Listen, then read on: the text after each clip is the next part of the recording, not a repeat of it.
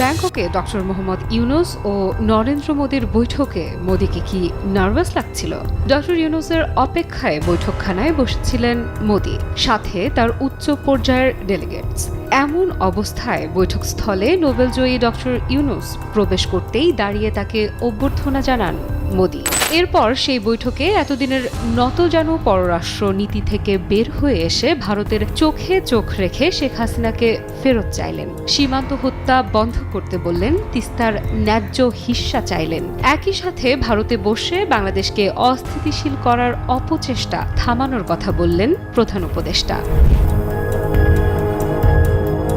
থাইল্যান্ডের ব্যাংককে অনুষ্ঠিত ষষ্ঠ বিমস্টেক সম্মেলনের ফাঁকে বাংলাদেশের অন্তর্বর্তীকালীন সরকারের প্রধান উপদেষ্টা অধ্যাপক মোহাম্মদ ইউনূস এবং ভারতের প্রধানমন্ত্রী নরেন্দ্র মোদীর এই দ্বিপাক্ষিক বৈঠকে পারস্পরিক স্বার্থ সংশ্লিষ্ট বিভিন্ন বিষয় নিয়ে আলোচনা হয়েছে, যার মধ্যে রয়েছে সাবেক প্রধানমন্ত্রী শেখ হাসিনার প্রত্যর্পণ, সীমান্ত হত্যা বন্ধ, গঙ্গা ও তিস্তা নদীর পানি বন্টন এবং ভারতে বসে বাংলাদেশের অস্থিতিশীলতা সৃষ্টির প্রচেষ্টা থামানোর মতো গুরুত্বপূর্ণ বিষয়গুলো। প্রধান উপদেষ্টার প্রেস সচিব শফিকুল আলমের মতে বৈঠকটি ফলপ্রসূ হয়েছে এবং উভয় নেতা পারস্পরিক স্বার্থ সংশ্লিষ্ট সব ইস্যু নিয়ে আলোচনা করেছেন। বৈঠকে আমাদের সাথে যে পারস্পরিক স্বার্থ সংশ্লিষ্ট যতগুলো ইস্যু ছিল সবগুলো নিয়ে কথা হয়েছে এবং আমরা আমাদের যেগুলো স্বার্থ সংশ্লিষ্ট যতগুলো বিষয় ছিল সবগুলো বিষয়ই আমাদের চিফ অ্যাডভাইজার মহোদয় সেই মিটিংয়ে বলেছেন। মিটিংটা খুবই কনস্ট্রাকটিভ,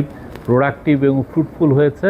বিশ্লেষকদের মতে ইউনূসের স্পষ্ট অবস্থান মোদীকে কিছুটা অস্বস্তিতে ফেললেও উভয় দেশের শান্তিপূর্ণ সম্পর্ক রক্ষায় এই বৈঠক হতে পারে এক মোড় ঘুরিয়ে দেবার মতো মুহূর্ত। ডক্টর ইউনূসের দৃঢ় অবস্থান কি তাহলে বদলে দেবে দক্ষিণ এশিয়ার কূটনৈতিক সমীকরণ? এর আগে বৃহস্পতিবার সন্ধ্যায় নৈশভোজের সময় দুই নেতা কুশলাদি বিনিময় করেন এবং তাদের ঘনিষ্ঠভাবে কথা বলতে দেখা যায়। এই বৈঠকটি ভারত ও বাংলাদেশের মধ্যে সম্পর্ক উন্নয়নের একটি গুরুত্বপূর্ণ পদক্ষেপ হিসেবে বিবেচিত হচ্ছে, বিশেষ করে সাম্প্রতিক সময়ে সম্পর্কের মধ্যে কিছু উত্তেজনা দেখা দেওয়ার পর। এই বৈঠক বাংলাদেশ ভারত সম্পর্কের ক্ষেত্রে একটি নতুন মাইলফলক। ডক্টর ইউনূসের দৃঢ় অবস্থান মোদীকে কিছুটা চ্যালেঞ্জের মুখে ফেললেও এটি দুই দেশের সম্পর্কের উন্নয়নের পথে একটি বড় পদক্ষেপ হিসেবে বিবেচিত হতে পারে। আফ্রিদা ইফরাত, নিউজ 24।